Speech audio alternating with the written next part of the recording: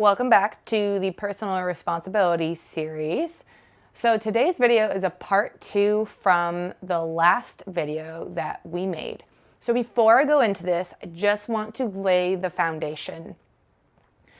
The purpose of this series over time is not for us to gossip and talk about what we think happened and just throw our opinions out there. The purpose of this series is to take different scenarios, break them down, talk about context, and then figure out where we can take personal responsibility from other scenarios that are taking place. So I understand that some of these stories, it's exciting because you want to gossip or you want to say your opinion, but last time I made this video, I set the foundation and then we got messages that were just people telling us their opinion of what they think happened and asking us why we didn't explain the full scenario of what we thought happened. And it's because that's not the point of this series. The point of this series at the end, and when it's all boiled down and we go through the funnel, is to figure out how can we take other scenarios to provide context, find context, and then take personal responsibility in our own lives, because that is the whole point of Citizen Zero. So let's jump into it. Last month, we made our personal responsibility video on a recent scenario where a public figure in the tactical games industry was publicly accused of having an inappropriate relationship with one of his employees. So the public figure was Taryn from Taryn Tactical, and the female shooter was Jade Struck. Apparently, one of his ex-employees took some footage off of his phone, uploaded the videos onto social media, and it was an inappropriate video of him with his female employee. So the question was it mutual? Were they playing around, or was it completely inappropriate employer-to-employee behavior? And so in that video, we talked about, okay, how can we take this scenario and take personal responsibility from it and kind of find context? Because at that time of the video, we only had one side of the story. And we all know that the truth is typically found somewhere in the middle from listening to both sides. So in today's video, Taryn Tactical, after we made the last video, ended up coming out and making a post on his social media that apologized for everything that had happened, said that a disgruntled ex-employee took footage off of his phone and posted it, that should have never been public. He said that the encounter was very mutual between him and the female employee, and that he understands that he needs to hold himself to higher standards, and he just apologized for, and that said that he was very embarrassed. And then about 2 weeks after that response, the female Jade made a public post on her social media saying that that encounter was in fact not mutual, that at the time she was, I believe, 18 or 19, and she had just started working there, and she felt like, or was under the impression that was kind of how things went in the tactical space, and how, like, it was not necessarily okay that it was happening, but that she needed to go along with it as little as she could to kind of skate by, so that she did do as little as possible to kind of like flirt back and forth, but that it was in fact not mutual, and that there was definitely, like, she's working through that and moving on with her life, and she no longer works with that company. And so a couple of things. I went through the comments again on those threads because I wanted to see some different things that people were saying, and some of the comments are the internet makes it such an easy way to just say exactly what you want from the comfort of your own home, because there's no consequences getting punched in the face. Like, we're all very bold online because there's just no consequences immediately for saying whatever we want. But like, most of us would never say those things in person because the atmosphere would be completely different. But yeah, I mean, there was a lot of comments that were like, whatever, things were done. She made the choice to be there. She let it happen. Classic Me Too mentality. Some people made comments that were like, yeah, have you seen the way that she like dresses and presents herself? Like, I would have done the same thing, if not worse. So definitely different comments. And then on the other side, there were comments that were like, you know, you were very brave to come out. I know that this is really difficult. Like, keep moving forward, blah, blah, blah. And so to hone in on the comments that were made, that were more just like, whatever, she asked for this, things like that. It's always interesting to hear those comments because, especially when we don't know somebody, especially if it's somebody getting accused of something and we have like no connections to them, don't know them, never met them, weren't there, don't have firsthand experience of seeing what happened. It's very interesting that we're so quick to say things that we want without having any further information. And there's this part of me that feels like a lot of the reason that people do that is because it makes them feel better about the own dirt in their life. It's like validating that, like, oh, whew, like behind closed doors, you know, I'm a porn addict and I drink way too much and I take my wedding ring off when I travel for work. And I don't tell my wife that. And, you know, I treat my kids like crap and I yell at them all the time. Like, there's all this dirt behind closed curtains that we're all facing in our own lives and these things that we're struggling with. And when it's our life, when something happens in our life, we want other people to have context. We want people to be like, no, like, you don't get it. You weren't there. This is what happened. You have no idea what's happening in my life. Like, we want other people to sit down and actually think through the scenario of what it could have been like for us. But when it's other people, we're like, no, this is what happened, and I'm just going to say my opinion about it and move on. I would never do that. Like, ugh, she did that, but I would never do that. Or he did that, and I would never do that. And then we just move on with our lives and we continue to have dirt behind closed curtains with our own lives. So just an interesting thing of keeping that in mind. Like, if you find yourself making those comments online and you would never really say things in person like that, maybe start considering why you're doing that. Like, what's the actual motive for it? Are you trying to validate the fact that, like, their dirt makes you feel better about your dirt? I don't know, just thoughts.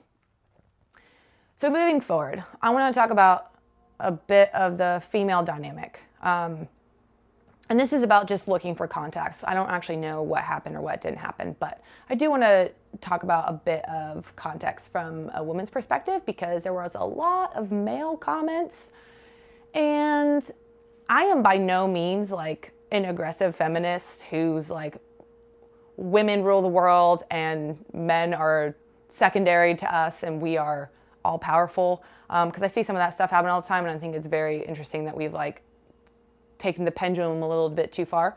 However, I definitely am about equal rights, and I'm definitely about equal rights in the workplace and sexual harassment and all of that. Like, yeah. And so as a female, I'm going to tell a quick story. And this is just context. This is just further context. So when I was 19, I was living in Connecticut and I was not in a great situation environmentally. There were some different things going on and I was trying to get out of. And at the time I didn't have a college education, so my job options were very limited to bartending, waitressing, things like that. So also bartending, waitressing jobs, I'm going to say like 60, 70% of them are typically pretty crappy environments to work in. So I was interviewing for this job And the manager really liked me. And that was a good sign because I really needed money. So the manager ended up wanting to hire me, but I was in a situation where I didn't have a car. I had just moved like 45 minutes away from that location. But I really needed that job, and it was the only one that was open at the time to me. And so he heard about my situation, and he was being really awesome. He offered to not only give me the job, but to provide me. He had a second car that he said he wasn't using, and that he would allow me to use that to take to and from work, and that I would have a place to stay if I ever got off work at night and didn't want to go drive 45 minutes home. And at the end of all of his being nice and offering me the job and everything else, he asked me to come over to his place that night. So some of you are going to be like, okay, well, he invited you to come over to his place that night. Like, maybe he just wanted to have a conversation, and maybe he just liked your personality, and maybe he just wanted to have a glass of wine and have a friend. Like, yeah, I'm sure all of those things were possible. But I knew exactly what he wanted. He wanted to give me all of those things and help me out in exchange for sleeping with him. And I had a really hard decision to make. Me saying no, I knew that if I said no, I wasn't going to get the job. And then me not getting the job was the difference between me eating food next week and me not being able to afford anything other than like quinoa and rice milk. So I said no, and I did not get the job. And the thing with that, why did I say no so quickly? This is where boundaries come in. So when we don't have boundaries, or maybe we're naive and don't know that certain things are going to be a certain way, or we don't believe it exists, it's going to be much harder when it happens because our brains don't have, there's no library for that in our brain. Like when this happens, like boop, you access this part of your brain and your library, and you have some information, you're like, bam, and that helps you make decisions. When you don't have that, it's just pure panic, and you can't pull any information from anywhere because it doesn't exist. At that time, I had boundaries. So I already knew that things like this existed. And I already knew that I was potentially going to get put in situations where it was like, wow, this sucks, but I'm not willing to ethically go to that level to get a job. I wasn't willing to sleep with anybody to get work. However, you also have to think about where a person is and how many layers of security they have set in place. So for example, for me, things were not great. So on a level of what I had as a security blanket versus what a lot of the people that I graduated high school with have, they were here and I was absolutely here. But while things weren't great with the relationship I had with my dad and the toxic environments that I was a part of while I was in Connecticut, I still had the security blanket of my dad, which was way better than what some people have. So me saying no to that job without having to think about it wasn't that difficult, because at the end of the day, if my dad knew that that was the scenario, he wouldn't let me starve. Okay, so I'm here. So that helped me make that decision because I still had some sort of security blanket if things continue to get worse. Other people may not have that security blanket. This is why I've always understood when people are like, I don't understand how a female could ever be a stripper. I have always understood why women could potentially be a stripper or an escort, because I don't know their scenario. But what if they didn't have any security blankets and they had kids to feed? You don't know what kind of decisions you would make if you didn't have a security blanket. So going back to the story from Taryn Tactical, people are like, oh, she could have said no, she could have quit, whatever. Cool. All of those things are possible. However, we don't know what was going on through her head. We don't know that this had been her dream since she was a kid, and that it's incredibly hard to land a career gig like this as a female in the tactical industry. We don't know prior how she was trained on how men should behave with women in the workplace. We don't know that she knew that it was incredibly inappropriate. Some of us just assume that people know that stuff. Like, that's great that you understand that. You may not have been exposed to the same information as that other person. So there's so many things that could have been happening in her brain that led her to just like trying to flirt with it enough to keep her career so she could take care of herself and keep going. Like, you just don't have the information. So context, okay? And so again, that's like food for thought. Let's start to consider maybe that we don't think the same way as someone else because we haven't had the same experiences. And that's why it's like, yes, like the story of me and being able to turn down sex for getting a job when I really needed the job. Like, had I been a mother of 2 kids and didn't have the security blanket of my dad, who would never allow me to be in a scenario like that, like, I don't think it would have been that easy for me to turn down. So we've got to have context. So have context. Find a friend who likes talking about these things and start having these conversations. It helps your brain expand its perspective, your experience versus somebody else's experience. And like, if anything, it just helps you see things from a different perspective that may not be your own, which is super crucial because the world you live in is not the world that everybody else lives in. Everybody is different and has different experiences. So, food for thought. And then lastly, what can we do? How can we take this scenario of a public accusation of someone we don't know and do something about it in our own lives? Like, well, there's a couple options. Ladies, sexual harassment is a very real thing. And I think that most of us know that, and a lot of us have experienced it. And it's not a Me Too thing. It's definitely a real thing, and it definitely happens. So, number one thing we can do. 1, get our heads out of the clouds and realize that things do happen. I think it's really nice too when we grow up in a really comfortable lifestyle where we're like, oh, that would never happen to me. That would never happen to me. It would never happen. I know it happens other places, but like, come on. It's 2020. That stuff doesn't happen anymore. Let's get our heads out of the clouds and understand that human beings are human beings, whether it's 2020 or 2,000 years ago, and things absolutely happen because human beings are human beings. And at our core, we are sinful creatures. So let's start setting boundaries.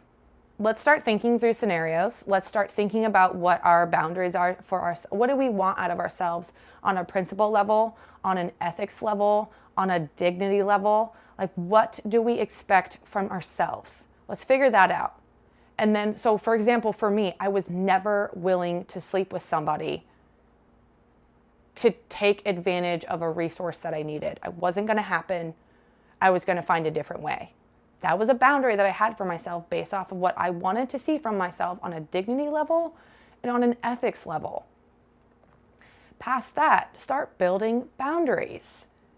If this were to happen, would I do it? If this were to happen, would I do it? If this were to happen, how do I set things up now so that I have a better chance of that not happening? Start working yourself through scenarios and thinking about ways that you can better layer your own security and your boundaries so that when something happens, you can access that library and there's information in there that's going to help you make that decision. So start thinking through scenarios. Gentlemen, again, start building boundaries for yourselves based off of how do you want to treat women on an ethics level, on a principle level, and on a dignity level. If you are an employer and you employ females, figure out your standard for how you're going to treat your female employees so that you don't get stuck in a situation where you are sexually harassing them or where you are involved with them sexually at all. How do you do that? Step 1. Don't hang out with your female employees alone. This is a great boundary that I think people overlook so much because they think it's stupid. and it works. Don't be caught. If you're not in a scenario where you're alone with the opposite sex at work, it's a lot harder for something sexual to happen. If you're somebody who has really strict ideals on how you believe women should be treated, teach other men that. Hold them accountable. So these are just ideas of things that we can do in our own lives to take personal responsibility so that we're doing better, so that we're not getting caught in situations like Taryn got caught in, so that we're not getting caught in scenarios like what Jade got caught in. And it's just, again, going back to context, like, let's start taking any scenario, really. What is history, right? Like, they say if we don't know history, it repeats itself. Like, let's start learning from history. History is the person that got publicly accused last week. Let's start taking these scenarios and let's start asking questions. And like, I wonder what could have been going on in that person's mind. I wonder why they would have made that decision. I wonder if I would have made that decision under their circumstances. Let's start looking for context and seeking perspective. That's step one. And find friends that you can do that with. That's one of the biggest things I would say is Derek and I have really awesome friendships with people where those kind of conversations are absolutely a part of our regular day, and we can all talk about things like with no issues, and we ask each other questions, and we're like, well, you're a man, so like, how would you deal with this? Or you're a woman, and like, how do you feel about this? Find those friends, because that really helps you dive deeper into perspective and keeping your mind open to possibilities of what could happen, which keeps you humble. And then absolutely figure out how to take personal responsibility in your own life versus just making a douchebag comment on somebody's thread because you have no consequences of getting punched in the face for saying stupid stuff. So yeah, that's part number 2. Some really good stuff to think about. And again, just to lay that foundation, if you want to ask questions about the scenario, like what Derek and I think about it, or if you want to talk about maybe what you saw and how it helped you gain perspective or context, then like, please share that with us. Send us a private message. Absolutely. But if you just want to talk crap and you want to say your opinion and not learn anything from this video, I would consider going and posting your comments somewhere else, because that's not what this series is for. But yeah, look forward to the next video.